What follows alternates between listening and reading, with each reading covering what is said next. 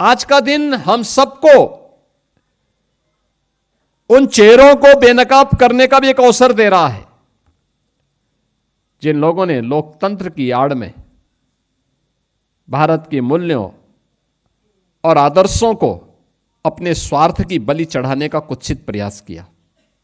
यही तो कांग्रेस करती रही और आज भी उसी मार्ग पर कांग्रेस हो या समाजवादी पार्टी हो या आरजेडी हो या उनके सहयोगी दल हो, उसी मार्ग का अनुसरण कर रहे हैं।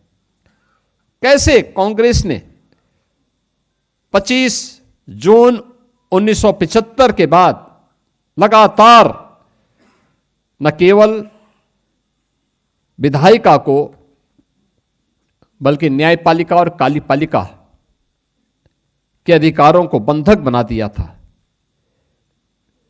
मीडिया जो लोकतंत्र के चतुर्थ स्तंभ के रूप में मानी जाती है, सेंसरशिप के माध्यम से उनकी बिजली काट दी गई। उस समय विजुअल मीडिया नहीं था, सोशल मीडिया नहीं था, लेकिन प्रिंट मीडिया की प्रिंटिंग के मार्ग में कैसे बाधाएं खड़ी करने का प्रयास किया था। जनसत्ता के बारे में कहते हैं उन्होंने जो अपनी पूरा संपादकीय कॉलम था ब्लैंक छोड़ा था, विरोध में ब्लैंक छोड़ा था। कुछ समाचार पत्रों ने काले पृष्ठों के साथ अपना पूरा ब्लैंक पेपर बाहर भेजा था, पब्लिक के सामने पहुंचाया था विरोध दर्ज करने के लिए। लेकिन उस समय भी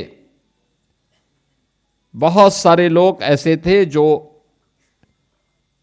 लोकतंत्र के लिए और भारत के लिए अपने आप को समर्पित भाव के साथ कार्य कर रहे थे। 1 लाख से ज्यादा लोकतंत्र सेनानी गिरफ्तार हुए थे, सैकड़ों पत्रकार गिरफ्तार हुए थे, अधिवक्ता गिरफ्तार हुए थे, समाज के अलग अलग तबके के लोग, क्या चिकित्सक, क्या शिक्षक, क्या अधिवक्ता, क्या किसान, क्या नौजवान, क्या विद्यार्थी, क्या महिला, क्या पुरुष, इन सभी ने बढ़ चढ़ करके लोकतंत्र को बचाने के लिए अपनी पूरी ताकत लगाई। और आज उसी का परिणाम है कि भारत का लोकतंत्र फिर पूरी बुलंदियों के साथ आगे बढ़ रहा है। और अब तो बुलंदियों के साथ क्या भारत, जब हम काले अध्याय, देश के संविधान को कलंकित करने वाले इस अध्याय के 50 वर्ष पूर्ण होने पर इस संगोष्ठी का हिस्सा बन रहे हैं, बहनों और भाइयों, बहुत सारे प्रश्न हम सबके सामने हैं। और प्रश्न वही, क्या उस कांग्रेस को, उस समाजवादी पार्टी को, उस आरजेडी को, जिन्होंने संविधान का गला स्वयं घोंटा था और जब भी अवसर मिला परिवारवाद के लिए, सत्ता स्वार्थ के लिए, संविधान का गला घोंटने में किसी प्रकार की कोई कोताही नहीं बरती, क्या उनको संविधान की दुहाई देने का कोई अधिकार है या नहीं है? और बहनों और भाइयों, अगर नहीं है तो यह प्रश्न जनता के द्वारा इन लोगों से पूछा जाना चाहिए, किस मुंह से यह संविधान की दुहाई देते हैं? जब इनको अवसर मिला था तो इन्होंने स्वयं ही उसका गला घोंटने का काम किया था।